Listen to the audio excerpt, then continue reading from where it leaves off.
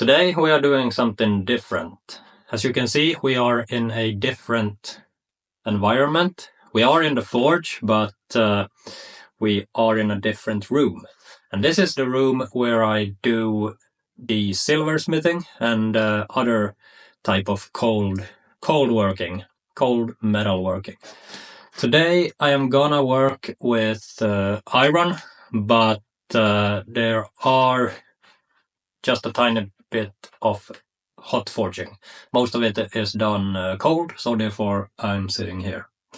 And it is a pendant we are about to make, a custom-made yggdrasil pendant. And it will be made out of a couple of layers. So what I've done here, I've printed my motif, which I'm gonna cut out from this plate. And I'm gonna make a plate out of brass, highlighting what I just cut out. And then I will put a back plate on this that keeps everything in place, and then a ring on top of this to frame the motif. So that is the plan, and I will start with creating the back plate, since that will decide what size the rest of the plate shall be. And the last thing, I will start from the back side and go each layer and I will forge the ring and do some forge welding there. So a little bit of hot forging. I also pinned out the plate that I'm gonna cut out from, just to get some forged structure. But yeah, let's start working on the back plate. Since I'm gonna have two plates inside of this pendant, I will need to bend up the sides, and it will be like a bowl. I don't find a better word, but like a bowl holding these two plates. And I will achieve that by using this tool here. And then I will have the plate on top, and I will work with my pin side of my hammer and pin, and I will hit a bit outside of this tool, and that way it will push down the material and create like a wall here, so I can fit. The thickness, I will need to have it about 2 millimeters deep or something like that. So I will start placing it in the middle and start hitting.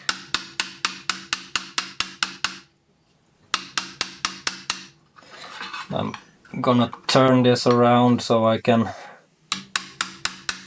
see where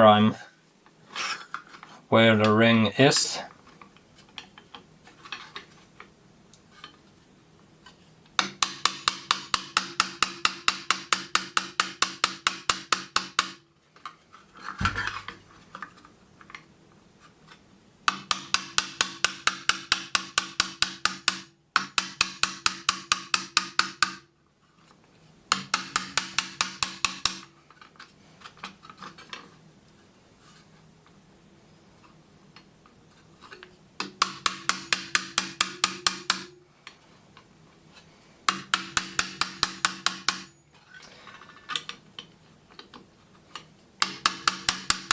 This is normally made with a different tool than this, but I have a set size that I want the pendant to be, and I had this pipe who was the perfect size, so just to make things easier I used this pipe and turned it into a tool that can be used for this.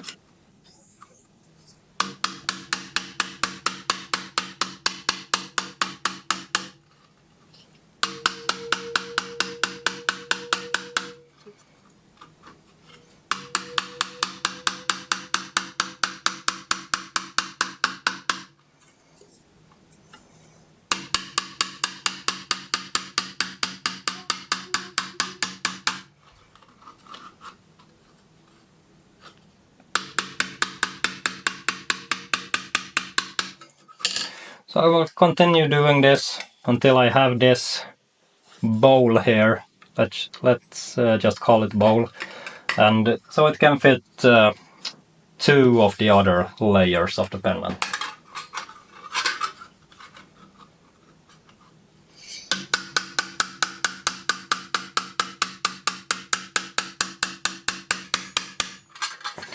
Alright, so we are having the right depth, a little bit more, something there.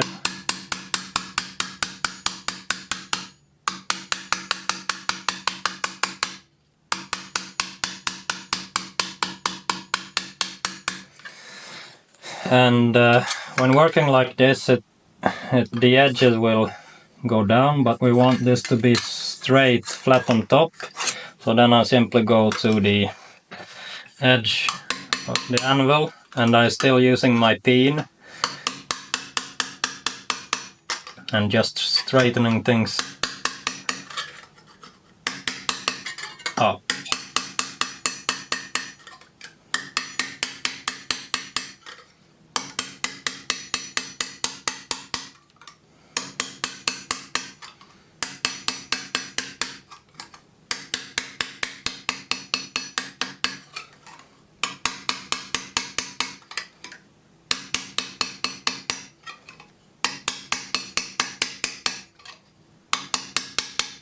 The reason why I started with this backplate is this will decide the size of the ring, and since I'm gonna forge weld it, I can make it any size. So it's easier to do it this way.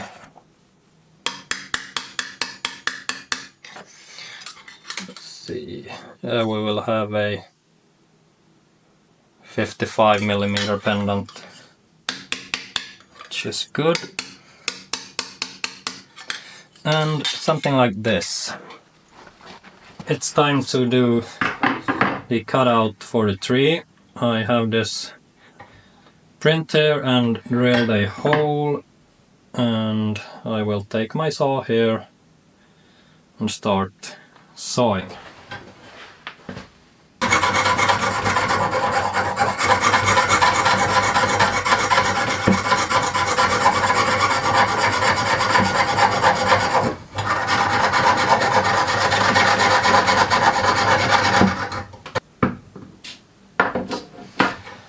Alright, we have our tree cut out. I will do some filing here, and I did also fit this brass plate, and next up is to fit the tree inside this.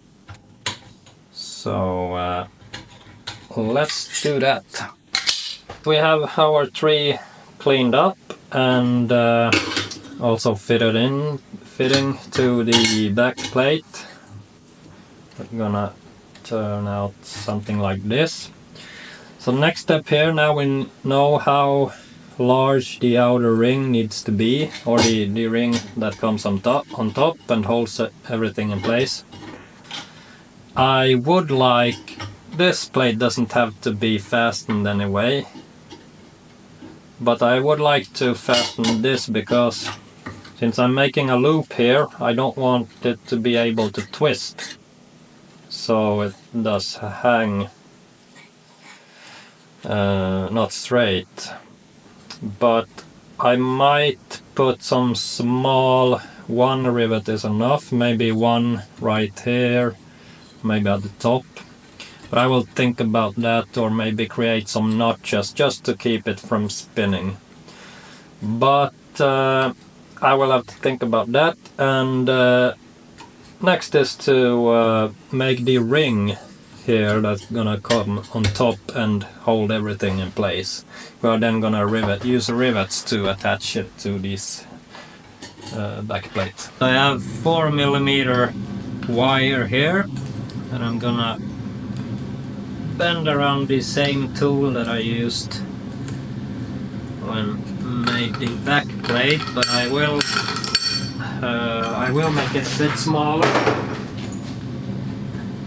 So I'm having this as reference here, and just gonna tap it a little bit smaller.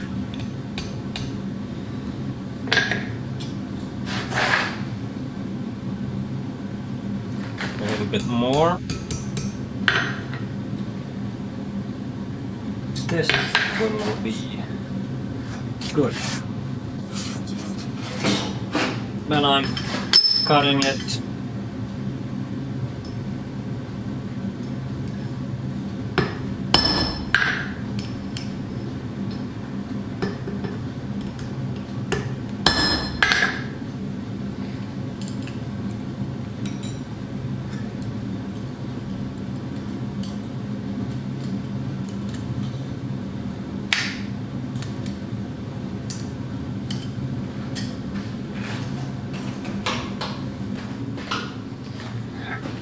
Forging the scarves.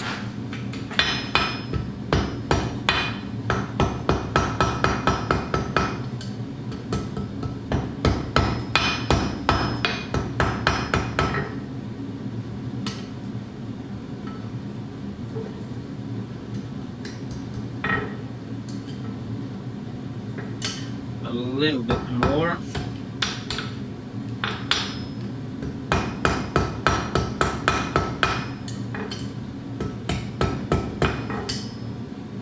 Like that. Now it's time to forge weld.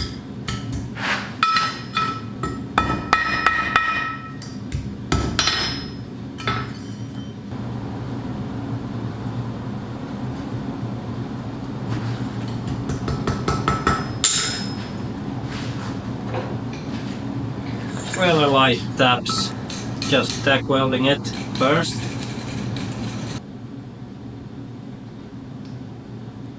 There we go. A little bit harder hits this time, and that looks good. It's now welded, and now I will flatten out the ring so it's flat and wide. I can take a heavier hammer.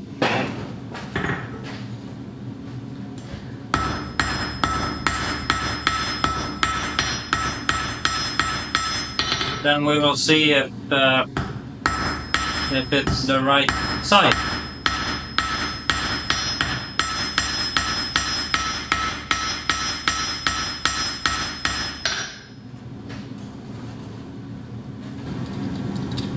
Looks good. We have it in the right size.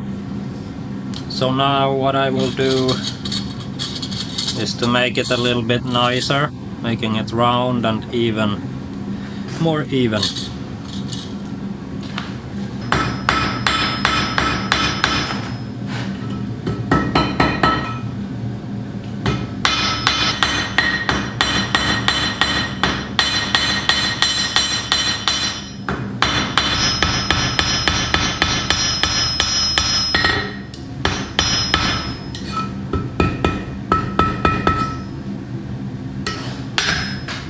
We are back in the cold forging station. So I cleaned up this ring, and we have our back plate, we have our brass plate, and the tree and the ring on top. So we have everything we need.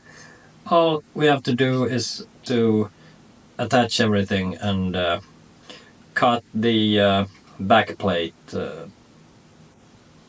so it matches the ring on top. So I decided to rivet. I will fix this into the back plate with a rivet, a small one. I will place another one here, just so this one won't turn.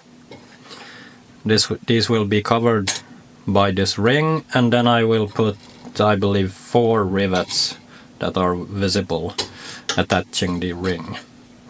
What I also did was to create the loop for the necklace cord out of the back plate.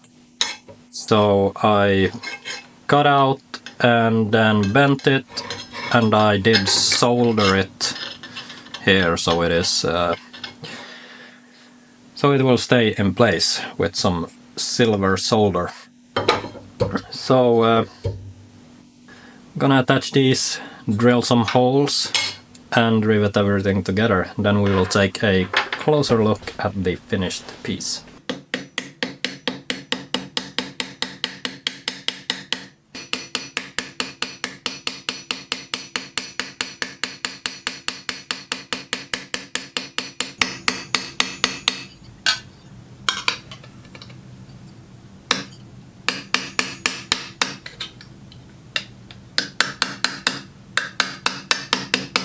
Here we have the finished pendant. I have made it with a burnt linseed oil coating and also with some wax on top of that. So I really like mixing like blacksmithing with other jewelry making techniques that are used in silversmithing, for instance. This wasn't that many techniques combined, but a little soldering and cutting with the saw.